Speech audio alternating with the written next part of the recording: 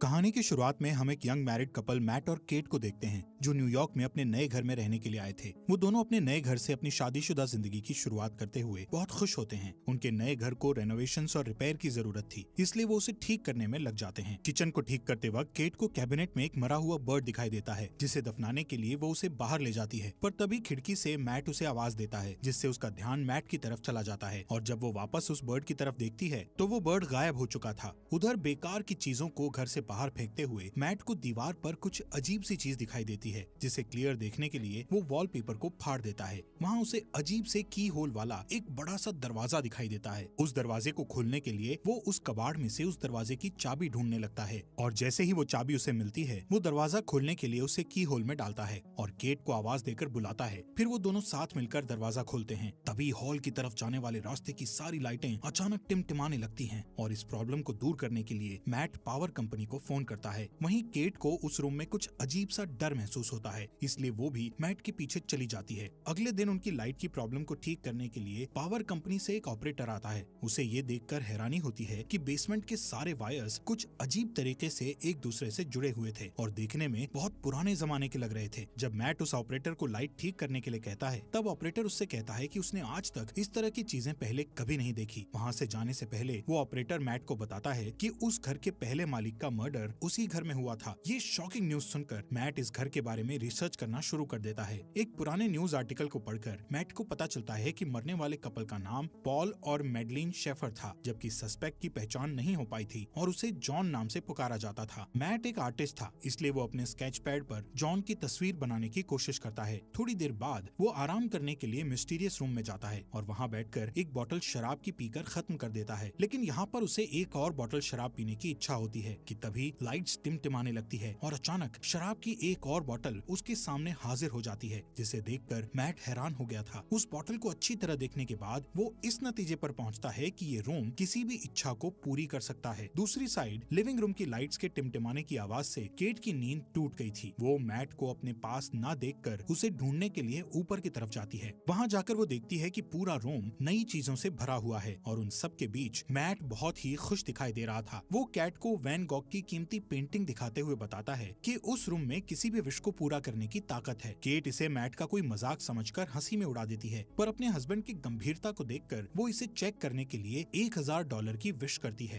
Cat के मांगे हुए पैसों को मैट पूरे रूम में ढूंढता है और वो पैसे उसे मिल जाते हैं। फिर भी केट को पूरी तरह विश्वास नहीं होता है और वो दोबारा $1 मिलियन की विश करती है। पहले की तरह इस बार भी उन्हें तुरंत $1 मिलियन मिल जाते हैं और वो रातों रात मिलियनर बन जाते हैं। ये सब देखकर केट बहुत डर जाती है और उस रूम से बाहर निकल जाती है। मैट उसके पास जाकर उसे समझाता है कि वो लोग इस चीज का फायदा उठा सकते हैं और एक शानदार जिंदगी जी सकते हैं। फिर भी वो दोनों सारा दिन उस रूम में अपनी मनपसंद चीजों की विश करते हुए बिताते हैं। उनकी एक विश पर रूम में मनपसंद कपड़ों, शैंपेन, कीमती चीजों और पैसों का ढेर लग जाता है। मैट और केट की खुशियों का ठिकाना नहीं रहता, क्योंकि दुनिया की हर बेशकीमती चीजें उनके पास होती हैं। रात होने पर केट मैट से पूछती है कि आखिर ये रूम उनकी सारी विशेष इतनी आसानी से कैसे पूरी कर देता है, लेकिन मैट उसे कहता है कि उसे इन सब बातों की चिंता नहीं करनी चाहिए। इस तरह अगले कुछ दिनों तक उनकी जिंदगी बड़ी शान और शौकत से गुजरती है। हर बार जब भी उनकी कोई विश होती तो लाइट टिमटिमाती और उनकी सारी इच्छाएं बेसमेंट में बने उस रूम में तुरंत पूरी हो जाती। वो दोनों रातों रात मिले इस खजाने का जश्न मनाते, पार्टी करते और नाचते गाते हुए मस्ती में दिन गुजार रहे थे। लेकिन उनकी ये चमक धमक वाली जिंदगी ज्यादा दिनों तक उन्हें खुशी नहीं दे सकी और धीरे धीरे केट को अपने अंदर की कमी खलने लगती है, जो कि इन सारी चीजों से पूरी नहीं हो सकती थी। मैट को उसकी फिक्र होती है और वो उसे बच्चे का एक बेड गिफ्ट करता है, जो इस बात का इशारा था कि उन्हें बच्चे के लिए कोशिश करनी चाहिए। लेकिन केट ये देखकर खुश होने की बजाय अपसेट होकर घर से बाहर निकल जाती है, क्योंकि पहले ही उसके 2 मिसकैरेज हो चुके थे। थोड़ी देर बाद केट वापस लौटती है और उस विशिंग रूम में जाकर एक बच्चे की विश करती है। जब मैट को ये बात पता चलती है तो वो केट पर नाराज होकर कहता है कि बिना उसकी सलाह लिए उसे बच्चे की विश नहीं मांगनी चाहिए थी। इस बात पर दोनों में काफी बहस होती है। केट कहती है कि उसने ये शॉर्टकट इसलिए अपनाया ताकि मिसकैरेज या लेबर पेन की तकलीफ न झेलनी पड़े। वो कहती है कि वो दोनों इस बच्चे के साथ बहुत खुश रहेंगे, पर मैट इस बात से अग्री नहीं होता और उस बच्चे को रूम में ले जाकर उसके गायब होने की विश करने को कहता है। वो दोनों उस रूम में जाते हैं, पर केट बच्चे को गायब करने की विश नहीं कर पाती और रोते हुए बच्चा मैट के हवाले कर देती है। पर गोद में बच्चे को लेकर मैट भी इमोशनल हो जाता है और वो भी उसे गायब करने की विश नहीं कर पाता।